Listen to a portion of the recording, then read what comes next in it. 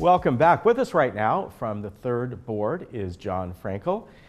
Always good to have John, and we are going to primarily talk about landscape. Good to see you, sir. Thank you. Thank you to for have inviting you on today. But a lot of talk about landscape recently in all the board meetings. And last week you had your landscape meeting, and I know you got a presentation when you were there by Kurt Ron and his staff, right? That's correct. We had a very good meeting last week, and I'd like to talk about it a little bit. We meet at 9:30 on the first Thursday of each month, and but the October meeting has a conflict with the annual meeting for the third mutual, so we're going to have to reschedule that meeting. We had 12 members, 12 resident members get up and talk with us, and they talked about landscape issues. Some had some landscape issues and some had some compliments. All speakers are always welcome at these meetings, and I would like to recommend any resident that has something that they want to talk about, this is a good place to start. However, and I'll mention this in a minute, the best way to do it is through resident services.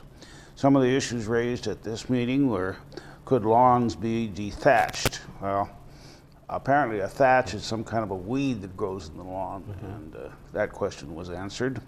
Asparagus fern on the slopes was discussed. We had a building captain come in and was strongly compliment the landscape staff because of the landscape improvements in his 3-story building.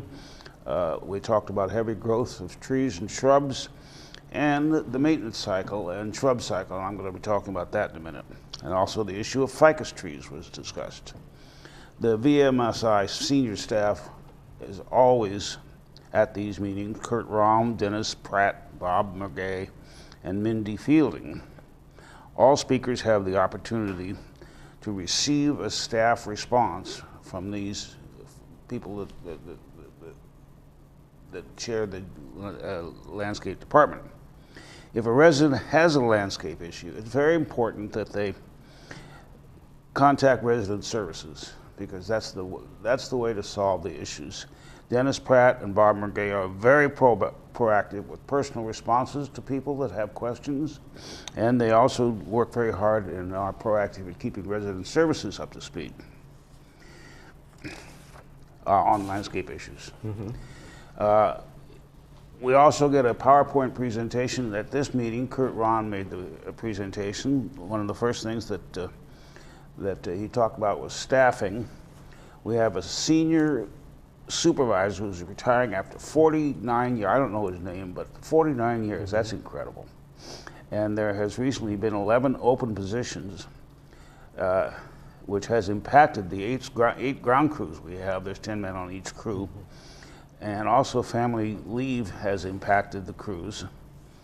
But we've seen 10 new hires, and there's currently 3 open positions. Nevertheless, vacancies have resulted in perhaps down to 7 grounds crews instead of 8, and that has impacted our ability to stay up to speed. However, it looks like optimistically the vacancies will be filled within the next few weeks or thereabouts. The power presentation also showed the work that has been done to remove the woody growth and the acacia bushes in the Orange County Fire Authority Ember Zone. This work was mostly done on the western side of Laguna Woods near Barbers Lake, and work will continue this fall and winter, and the required clearance by OCFA has impacted our landscape crews and their ability to stay up to speed. We talked about the Arbor Pro computer program that's been used by the landscape staff, and they've now completed a detailed tree census. As a result, the tree trimming cycle and shrub maintenance cycle is now species sensitive, and it's about to be implemented. Mr. Raum talked about species. Cycle busters have been identified, and now that will enhance and optimize our pruning and tree trimming cycles. We talked about turf reduction. Slides were shown of the resultant improvements in the Gate 3 near Clubhouse 3 and it's cul-de-sac 8. And it's just a terrific looking area and very, very highly attractive. We talked about the soil moisture sensor program, and the results were discussed. And this program we've had some savings in Gate 11, about 13%, 7% for Gate 14. And when this program is fully established throughout Laguna Woods Village, we should be able to have some really significant cost savings on water. And finally, the detection of leaks in the irrigation system. We meet once a month and look at the detection of leaks in Manners, and we're constantly checking the meters. And the landscape department does the same thing for irrigation. Every 6 weeks, they shut down the system and pulse the system on a rotating basis to check for leaks. The meeting adjourned at 11:30 after a couple hours, and we took our tour. These tours usually look at requests for tree removal. There weren't any this time. The issue for this particular one was a drainage issue, but the tour is very effective, and we do remove trees at the request of the owner, of the manor owner, but not necessarily. Just because they want it out, we don't necessarily approve it. Right. And you know, this has been something that Kurt has talked about. I know he's given the presentation that we've shown here on the air a few times about the cycle that's sort of happened this year with the huge amount of rain that we got and then the hot weather. So it's causing everything to grow a little bit quicker right now. But that, as we make our way into the fall, that should ease up a little bit.